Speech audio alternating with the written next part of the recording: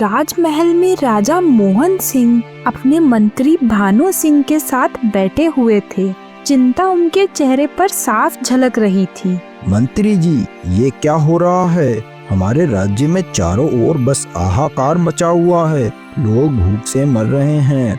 ये अकाल कब खत्म होगा? क्या कोई इसका उपाय नहीं है?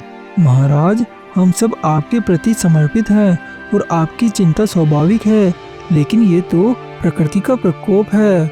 महाराज, जब तक राज्य में बारिश नहीं होती तब तक ये अकाल खत्म नहीं होगा।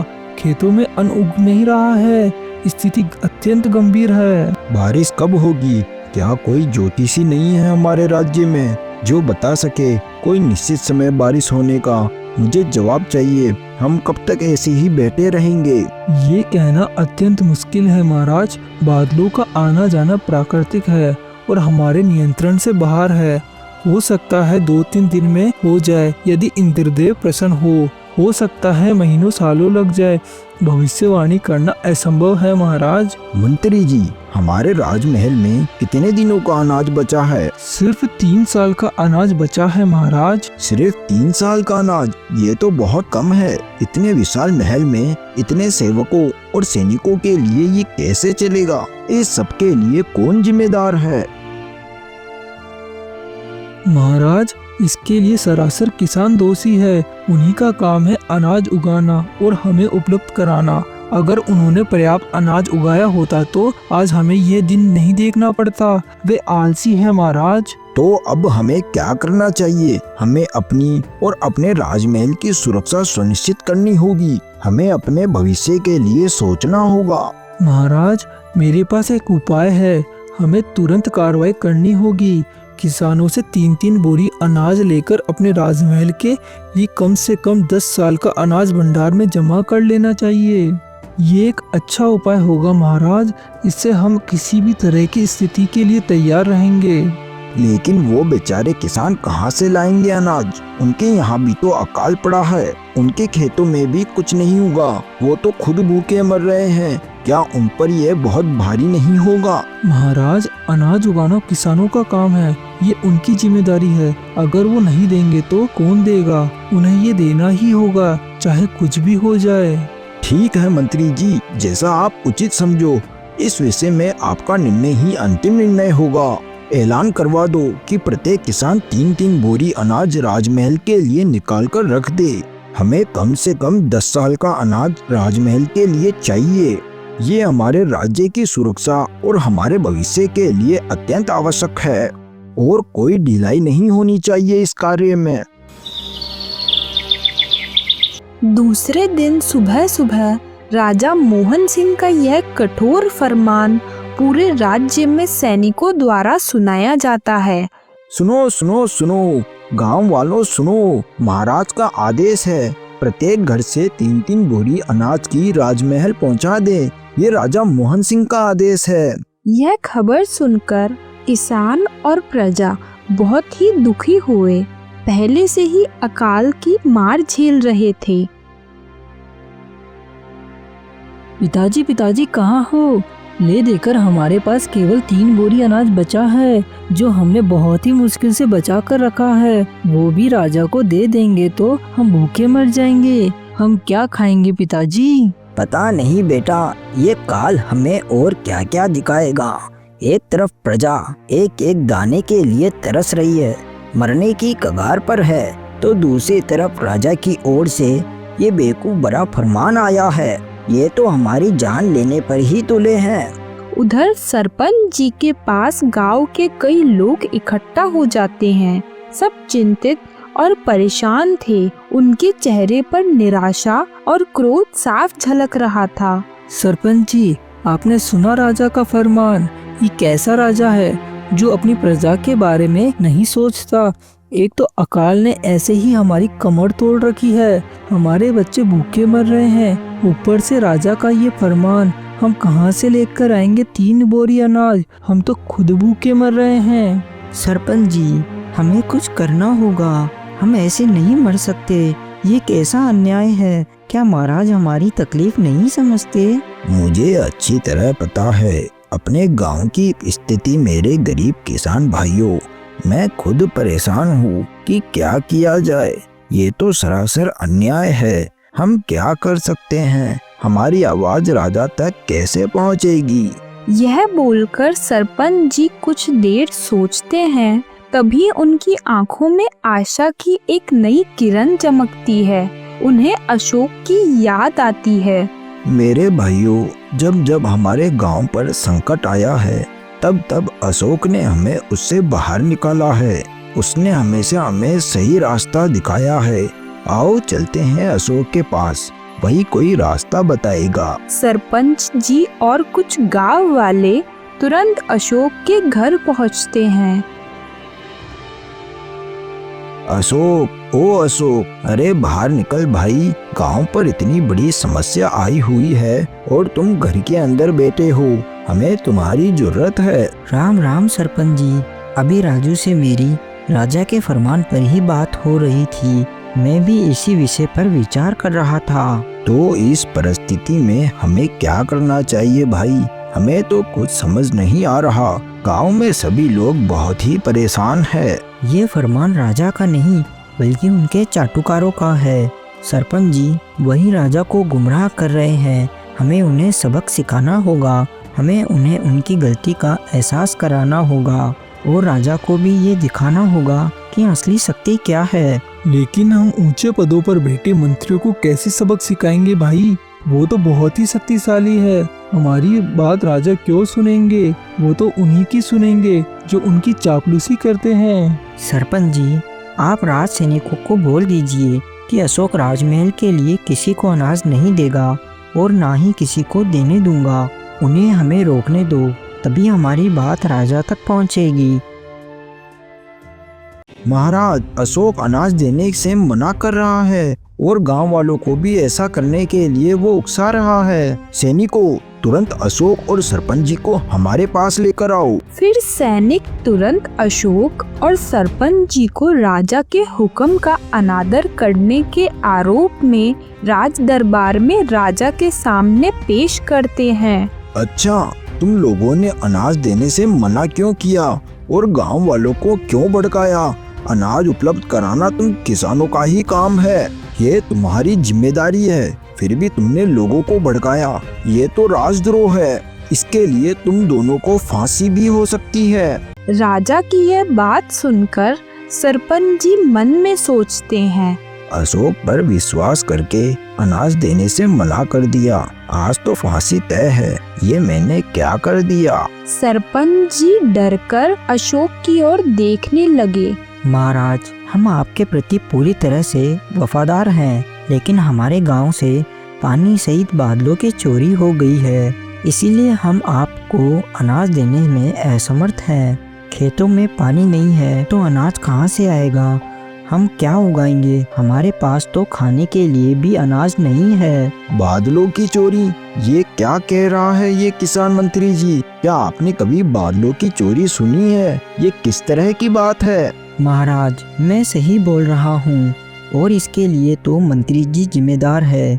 महाराज नहरों कुओं द्वारा हमारे खेतों में पानी पहुँचाना और हमारी रक्षा करना तो राज्य प्रशासन का काम है। राज्य के प्रशासन की जिम्मेदारी मंत्री जी का काम है। क्यों मंत्री जी, आपके रहते बादलों की चोरी कैसे हो गई? आपने अपनी जिम्मेदारी क्यों नहीं निभाई? महाराज बादलों का आना जाना तो एक प्राकृतिक मामला है। इसमें हम क्या कर सकते हैं? महाराज ये मेरे हाथ में नहीं है। ये कोई मानवकृत घटना नहीं है। ये सब किस्मत का खेल है। महाराज अपने पड़ोसी राज्य में जहाँ के मंत्री जी हमारे मंत्री जी के खास मित्र है, वहाँ अच्छी बारिश हुई है। उनके खेत हरे भरे हैं। मंत्री जी कहीं आपने तो अपने मित्र की मदद तो नहीं की? कहीं आपने हमारे हिस्से के बादल तो उन्हें नहीं भेज दिए? मंत्री भानु सिंह, ये किसान क्या कह रहा है? क्या ये सच है? 2 दिन के अंदर इनके गांव में पानी भरा बादल पहुंच जाना चाहिए, नहीं तो आपको सजा दी जाएगी। मैं ये सब नहीं सुन सकता। इनके गांव में पानी पहुंचाना आपकी जिम्मेदारी है। तुम दोनों जा सकते हो। और हाँ, 2 दिन के अंदर तुम्हारे गांव में अगर पानी भरा बादल नहीं पहुंचे तो मुझे आकर बताना। राजा की यह बात सुनकर मंत्री सोचने लगा। मैं चला था दूसरों पर ठीकरा फोड़ने, उल्टा मुझ पर ही फूट गया। ये किसान मुझे कहाँ फंसा दिए, अब मैं क्या करूँगा? महाराज तो मेरी जान लेने पर तुले हैं, बादलों को मैं कैसे बुलाऊंगा? अशोक और सरपंच जी लौटकर अपने गांव आ जाते हैं।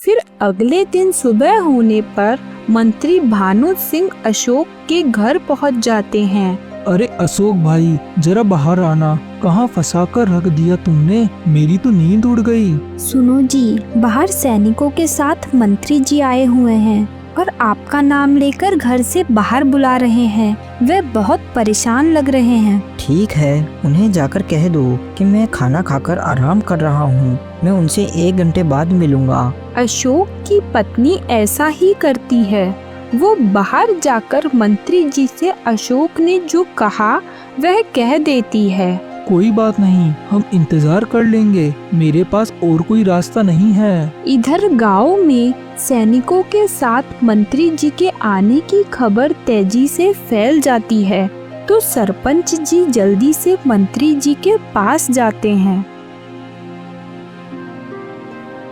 मंत्री जी, आप खुद सुबह सुबह हमारे गांव पधारे, कोई बात हो गई क्या? अरे हमें बुला लिया होता, हम खुद चले आते। आपने इतनी तकलीफ क्यों की? अरे सरपंच जी, वो क्या है कि मुझे आप लोगों से ही मिलना था, तो सोचा कि खुद चलकर मिल लूं। अशोक की पत्नी ने बताया कि अशोक अभी खाना खाकर आराम कर रहा है, 1 घंटे बाद आएगा, बस उसी का इंतजार कर रहा हूँ। रुकिए मंत्री जी, अभी अशोक को बाहर बुलाकर लेकर आता हूँ। फिर सरपंच जी अंदर जाते हैं। अरे अशोक, बाहर मंत्री जी सैनिकों के साथ इंतजार कर रहे हैं और तुम यहाँ आराम से बैठे हो। जल्दी बाहर चलो, पता नहीं सुबह सुबह ये लोग यहाँ क्यों आए हैं, कुछ अनहोनी ना हो जाए। सरपंच जी, जब मंत्री जी को खुद की गर्दन रस्सी में फंसी दिखाई दी तो दौड़े दौड़े हमारे गांव आ गए। नहीं तो मैंने अपने पूरे जीवन में आज तक मंत्री जी को इस गांव में नहीं देखा। वे तो राजमहल से कभी बाहर ही नहीं निकलते। कुछ भी हो, वो हमारे मंत्री है, हमें उन्हें ज्यादा इंतजार नहीं करवाना चाहिए। चलो बाहर चलते हैं। फिर अशोक और सरपंच जी बाहर आ जाते हैं। प्रणाम मंत्री जी, मुझ गरीब की कुटिया पर कैसे आना हुआ? सब कुशल तो है ना? मुझे खेद है कि आपको इतना इंतजार करना पड़ा। भाई तुम तो समझदार हो, तुम जानते हो कि बादलों की चोरी नहीं हो सकती। बादल तो प्राकृतिक रूप से आया करते हैं, वे किसी के काबू में नहीं होते। फिर तुमने उनकी चोरी होने की बात महाराज से क्यों कही? और उसके लिए मैं कैसे जिम्मेदार हूँ? बताओ भाई, मेरी जान पर बन आई है। महाराज ने मुझे 2 दिन का समय दिया है बादल लाने को। ठीक वैसे ही आप बादल के लिए जिम्मेदार हो, जिस प्रकार हम किसान अनाज के लिए जिम्मेदार है। शासक का काम है कहीं से भी सुविधा उपलब्ध कराना। यह आपकी जिम्मेदारी है कि जनता को पानी मिले। यदि आप पानी उपलब्ध नहीं करा सकते तो अनाज की उपेक्षा क्यों करते हैं?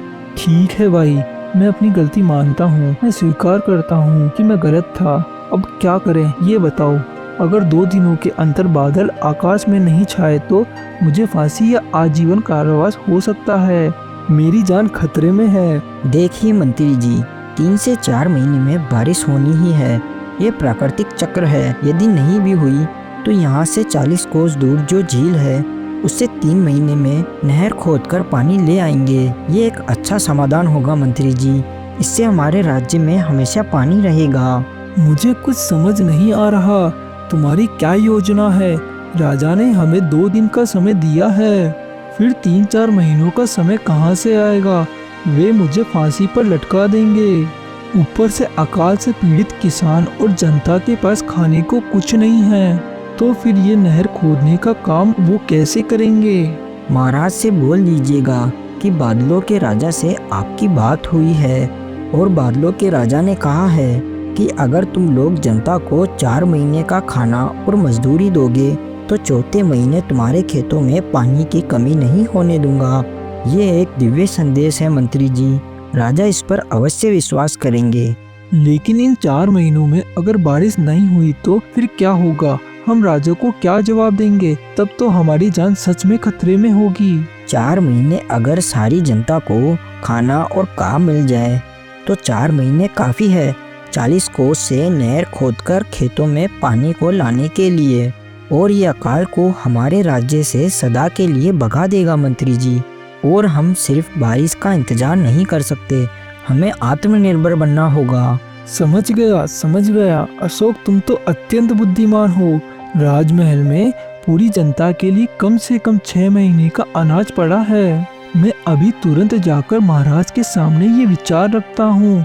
ये एक शानदार योजना है। मंत्री भानु सिंह तुरंत राजमहल चले जाते हैं।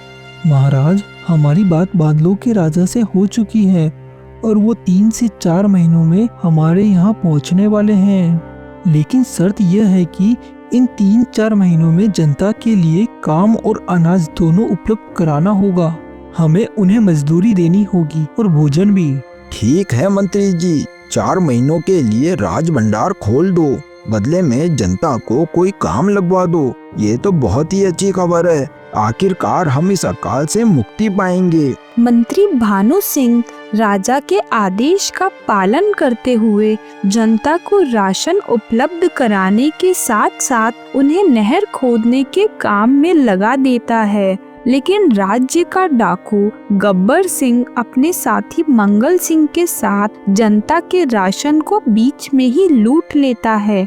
लोगों में फिर से हाहाकार मच जाता है। सरपंच जी, अब क्या होगा? कितनी मेहनत से अशोक ने अकाल के समय प्रजा को काम और राशन दोनों दिलवाया था, लेकिन गब्बर सिंह के गिरोह ने सब गड़बड़ कर दिया। अब हम क्या खाएंगे? जनता ने काम करने से मना कर दिया है। सब कह रहे हैं कि जब बच्चे घर में भूखे होंगे तो हम बाहर निकलकर काम कैसे करेंगे? भाई, मुझे भी यही चिंता सता रही है। ये तो बहुत बड़ा संकट है। अब तो बस अशोक का ही सहारा है, बस वही इसका कोई उपाय बताएगा। फिर दोनों जल्दी से अशोक के पास जाते हैं। वहाँ पर मंत्री भानु सिंह भी हांफते हुए पहुँचते हैं। अशोक, अब क्या होगा? सारा काम ठप हो गया है।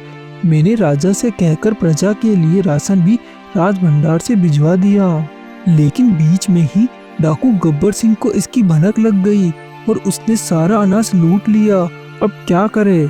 मैं राजा को क्या जवाब दूंगा? गब्बर सिंह का कोई जासूस जरूर राज दरबार में है, तभी उसे बैलगाड़ी में राशन होने की जानकारी लगी होगी। ये बाद में जांच का विषय है। अभी क्या करना है ये बताओ। अगर 4 महीने के अंदर नहर का पानी खेतों में नहीं आया तो महाराज मुझे फांसी पर चढ़ा देंगे, क्योंकि अनाज का भंडार भी राजमहल में खाली हो चुका होगा। ठीक है, आप तो ये खबर फैला दीजिए कि झील से खेतों के बीच किसी भी जगह बहुत बड़ा खजाना है और जो भी उसे खोजेगा उसे आधा खजाना दे दिया जाएगा। मंत्री भानु सिंह ठीक वैसा ही करता है। जल्दी ही ये खबर डाकुओं के सरदार गब्बर सिंह तक पहुंच जाती है। सुनो सरदार, झील और खेतों के बीच बहुत बड़ा खजाना है। ये तो हमारी जिंदगी बना देगा। लेकिन झील और खेत के बीच 40 कोस की दूरी है। इतने बड़े क्षेत्र में खोजने में हमें कम से कम 100 साल लग जाएंगे। ये तो बहुत मुश्किल काम है। हम इसे कैसे खोजेंगे? क्यों ना हम लूटे गए राशन को जनता को लौटा दे सरदार, ताकि वे काम पर लग जाए, और जब खजाना मिलेगा तो फिर हम खजाने को लूट लेंगे। इससे हमारा भी भला होगा और जनता का भी। जनता नहर खोदने का काम करेगी और हम उस रास्ते पर नजर रखेंगे जहाँ खजाना छिपा है। वाह मंगल सिंह, शाबाश। ऐसे ही नहीं तुम मेरे खास हो। ये बहुत अच्छी योजना है। आज रात सारा अनाज गांव के पास जाकर रख दो। अगली सुबह गांव वाले अपने खेतों के पास अनाज को देख खुशी से झूम उठते हैं। उनकी आंखों में फिर से आशा चमकने लगी थी। नहर खोदने का काम फिर से शुरू हो जाता है। सरपंच जी और अशोक दोनों बहुत खुश होते हैं क्योंकि उनकी योजना सफल हो गई थी। 4 महीने बाद नहर में पानी आ जाता है और हर खेत में फसल लहलहा उठती है। चारों तरफ हरियाली थी और हवा में ताजी मिट्टी और फसल की खुशबू फैली हुई थी। गांव में खुशियों का माहौल था।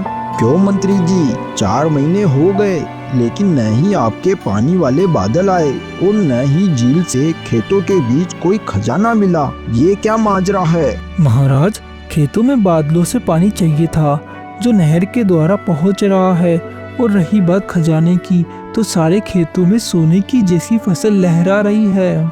हमने मुफ्त में किसी को अनाज भी नहीं दिया और ना ही नहर के लिए कोई विशेष धनराशि को लगाया, और अकाल से भी छुटकारा पा लिया महाराज।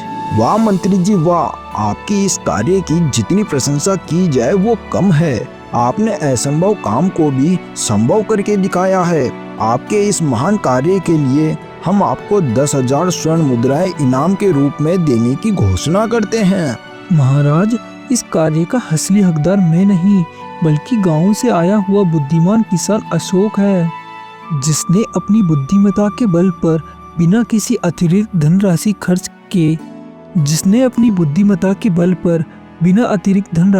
किए अकाल से पूरी प्रजा को निकालकर हमेशा के लिए छुटकारा दिला दिया। महाराज, ये सब उसी की सूझबूझ का नतीजा है। उसी ने मुझे सही रास्ता दिखाया। राजा मोहन सिंह गांव में जाकर अशोक को 10,000 स्वर्ण मुद्राएं इनाम में देते हैं और उसकी बुद्धिमत्ता की खूब प्रशंसा करते हैं।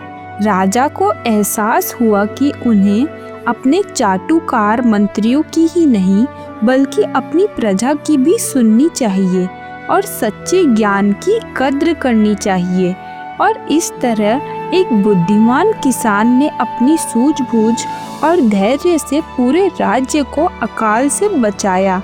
तो दोस्तों, यह कहानी हमें सिखाती है कि सच्ची बुद्धिमत्ता किसी भी पद या धन से बढ़कर होती है और साधारण लोग भी असाधारण परिस्थितियों में अद्भुत कार्य कर सकते हैं। Thanks for watching this video.